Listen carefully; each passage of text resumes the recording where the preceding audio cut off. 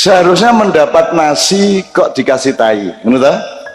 Wes 5 tahun bergolak, mana nasinya, mana nasinya, mana nasinya, gitu kan? Tapi tetep aja yang dikasih tai, ngono.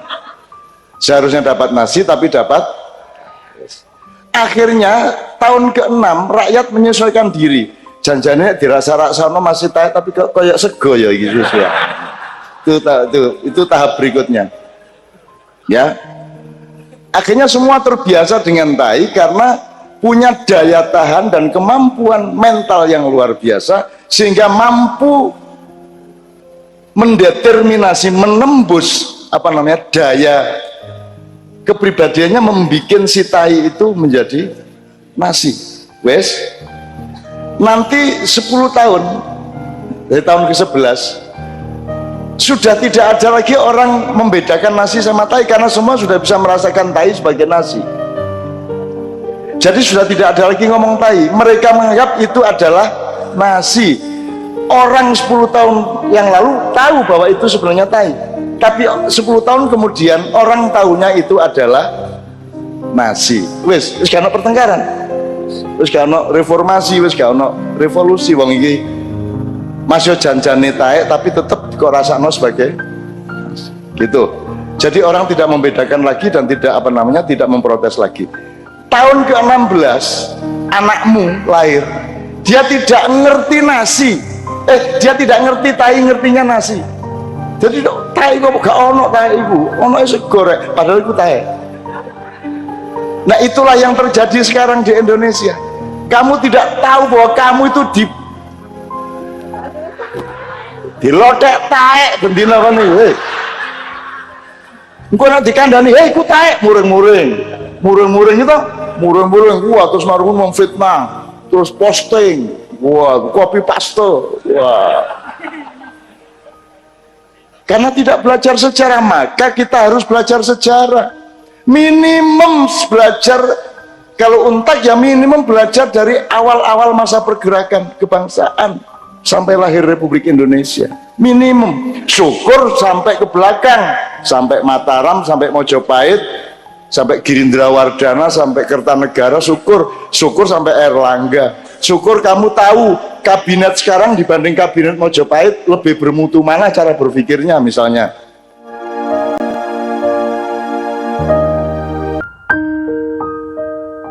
Cak Nun, kalau rakyat tadi kan disuruh Ramadan terus puasa, sementara pemimpinnya kok buko terus.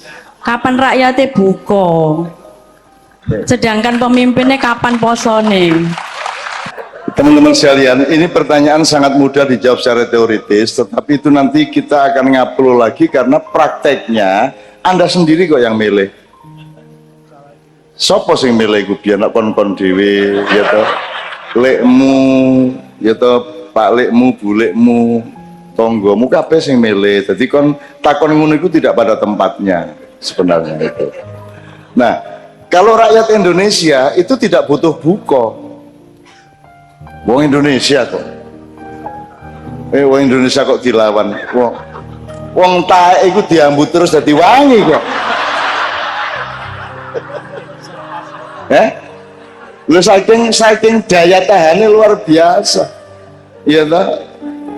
Coba nek cara komunis ya, nek cara sistem kelas, teori kelas, seharusnya mendapat nasi kok dikasih tai, ngono ta? Wes 5 tahun bergolak, mana nasinya, mana nasinya, mana nasinya, gitu kan? Tapi tetep aja yang dikasih tai, ngono. Seharusnya dapat nasi tapi dapat. Akhirnya tahun ke-6 rakyat menyesuaikan diri. Janjane dirasa-rasano masih tai tapi kayak sego ya gitu ya. Itu tahap berikutnya. Ya. Akhirnya semua terbiasa dengan tai karena punya daya tahan dan kemampuan mental yang luar biasa sehingga mampu mendeterminasi, menembus daya kepribadiannya, membuat si tai itu menjadi nasi. Wes nanti 10 tahun dari tahun ke-11 Sudah tidak ada lagi orang membedakan nasi sama tai, karena semua sudah bisa merasakan tai sebagai nasi. Jadi sudah tidak ada lagi ngomong tai, mereka menganggap itu adalah nasi. Orang 10 tahun yang lalu tahu bahwa itu sebenarnya tai, tapi 10 tahun kemudian orang tahunya itu adalah nasi. Wis gak ono pertengkaran, wis gak ono reformasi, wis gak ono revolusi. Wong iki masih janjane taek tapi tetap kok rasakno sebagai nasi. Gitu. Jadi orang tidak membedakan lagi dan tidak tidak memprotes lagi. Tahun ke-16 anakmu lahir, dia tidak ngerti nasi. Dia tidak ngerti tai, ngertinya nasi. Jadi tai kok gak ono tai iku, ono sego rek, padahal iku tai. Nah, itulah yang terjadi sekarang di Indonesia. Kamu tidak tahu bahwa kamu itu dilotek taek bendina kan iki. Engko nek dikandani, "Hei, ku taek," muring-muring. Muring-muring itu, muring-muring wah terus marun memfitnah, terus posting, wah copy paste. Wah. Karena tidak belajar sejarah, maka kita harus belajar sejarah. Minimum belajar, kalau untak ya minimum belajar dari awal-awal masa pergerakan kebangsaan sampai lahir Republik Indonesia. Minimum. Syukur sampai ke belakang, sampai Mataram, sampai Mojopahit, sampai Girindra Wardana, sampai Kertanegara. Syukur sampai Erlangga. Syukur kamu tahu kabinet sekarang dibanding kabinet Mojopahit lebih bermutu mana cara berpikirnya. Misalnya lah kan sing ro Fakultas Visipol kira-kira gak ro kabinet Mojopahit ku ya apa, ya tak gak? Kita sekarang itu seabad sebelum Mojopahit secara ilmu negara, secara ilmu politik. Karena kita tidak mengerti Gajah Mada itu adalah eksekutif, dia kepala pemerintahan, tapi kepala negaranya adalah Kencana Wungu kemudian Hayam Wuruk. Beda kepala negara sama kepala pemerintahan. Kepala negara yang bikin policy dan menciptakan sistem kontrol, kemudian yang melaksanakan adalah kepala pemerintahan dengan semua kabinet dan stafnya. Kepala negara bisa bikin policy tapi tidak boleh melaksanakan, sementara kepala pemerintahan bisa melaksanakan tapi tidak boleh menciptakan. Seperti bendahara dengan kasir. Saiki gak, bendahara yo kasir, kasir yo bendahara, lanang yo wedok, wedok yo lanang. Saiki wis gak karu-karuan. Bahkan di rumah tangga kita nggak ngerti bedanya kepala keluarga dan kepala rumah tangga. Wis gak ono bedane saiki. Nah, maka di Untak kita nyicil kembali mempelajari itu semua. Ngono ya. Oke, tak jengupi poso iki ya, cek ono ayate, maksud gak ono ayat iki, teman. Arek sing apal sapa ya? A'udzubillahi minasyaitonir rajim. Ya ayyuhalladzina amanu kutiba alaikumus shiyam kama kutiba alal ladzina min qablikum la'allakum tattaqun. Bareng kok rek sing gak apal hae. Ya ayyuhalladzina amanu kutiba alaikumus shiyam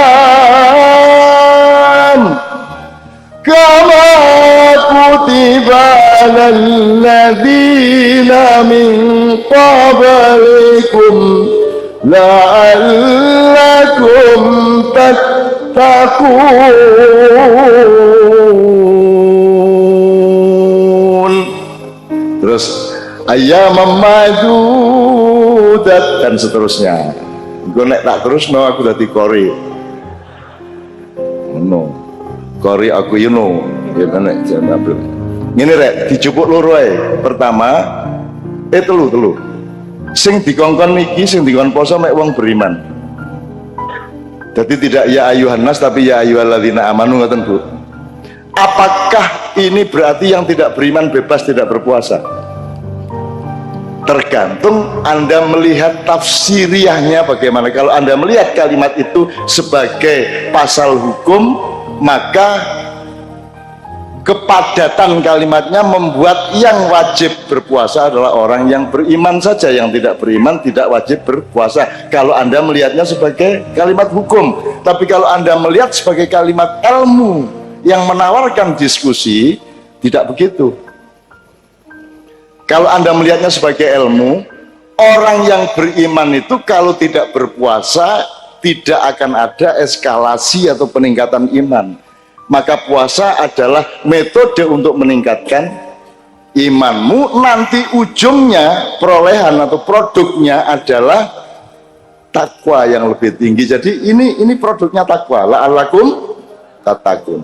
Sekarang gini, setelah iman kutiba, tak singkat aja, tapi mudah-mudahan tiludeng sendiri di rumah masing-masing. Kutiba itu artinya apa, Rek? Dituliskan. Katib itu penulis, maktab itu meja, kataba yaktubu itu nulis, kutiba itu ditulis atau dituliskan. Jadi di situ bukan diwajibkan, tapi dituliskan. Nah, dituliskan ini multitafsir. Dia bisa juga kalau secara hukum bisa dimaknai ini kewajiban karena sudah ditulis sebagai undang-undang kok, gitu. Tapi bisa juga kalau secara ilmu, kutiba itu artinya berpuasa itu ilmu yang sudah harus dipakai oleh manusia sejak Nabi Adam, tidak perlu menunggu Nabi Muhammad. Kebiyen ya wis kudu poso. Apa sebabnya Habil mateni Qabil? Mergo gak iso poso. Apa sebabnya Mbah Adam mudhun teko swarga nang bumi? Sebab dia buka sadurunge maghrib lah ngono. Itu. Cuman jangan menganggap bahwa di surga ada pohon larangan yang Adam tidak boleh mendekati. Itu bukan pohon larangan. Di surga tidak ada larangan. Nek di swarga ono larangan gaya apa swarga? Kita mboten. Di swarga iku sembarang oleh, sembarang dadi apik, gak ono konflik, gak ono pertentangan dan pergesekan. Maka yang disebut pohon larangan adalah Adam, kon iku semester 1 ndek donya sik. Pohon itu ilmu S3. Ojo nyidek dulu sik. Kon sinau sik semester 1, semester 2, S1 di bumi. Ngono ceritane. Tapi ku ilmu kedukuran kok timbangane ndasmu ngelu karo gendeng wis gak tak terusno. Nah wis. Iku soalnya gak iso diselidiki, gak iso diteliti. Ya apa carane kon? Kon njaluk biaya penelitian ten pundi ten swarga. Katen anu lho, motret pohon terlarang niku lho. Jadi itu bukan pohon terlarang dan tidak pernah ada nas atau teks bahwa itu pohon terlarang. Cuman jangan dekati pohon itu gitu dok. Itu maksudnya lu kayak arek cilik sik rek kon ojo sirsiran sik. Bukan dia dilarang sirsiran, gorong wayahe sirsiran. Ngono rek. Tidak berarti terus sirsiran gak oleh tapi kan gorong wayahe ngono. Jadi itu kalau diwahami secara ilmu. Oke, jadi jelas ya ayyuhalladzina amanu kutiba jelas ya. Ijma kaum ulama menyepakati bahwa kutiba itu artinya wajib atas kamu. Tapi nek poso mek Ramadan tok iki ya bahaya. Rumangsamu mari riyo terus oleh gak poso.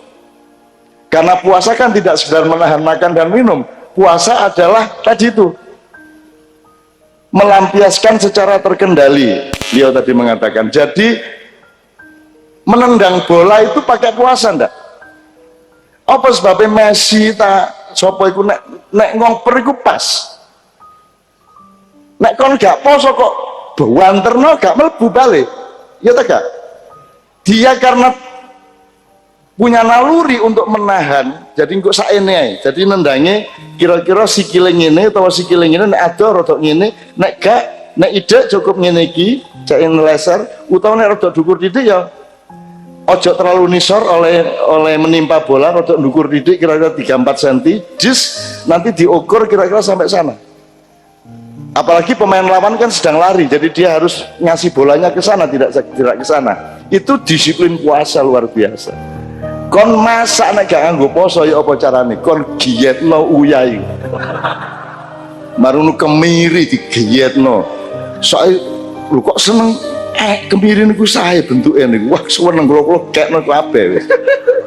marungu jahe sembuarang lho kudu poso rek, kemirine saene ae, ketumbare saene ae, apa meneh sing cilik-cilik dirane iki, mericone saene ae kudu poso. Poso itu artinya menentukan batasnya. Dalam hidup itu nomor satu adalah kemampuan menentukan batas. Kalau Anda orang yang ingin merdeka, jangan disangka merdeka adalah ilmu untuk melampiaskan. Kemerdekaan adalah ilmu untuk menentukan batas-batasmu. Gitu ya.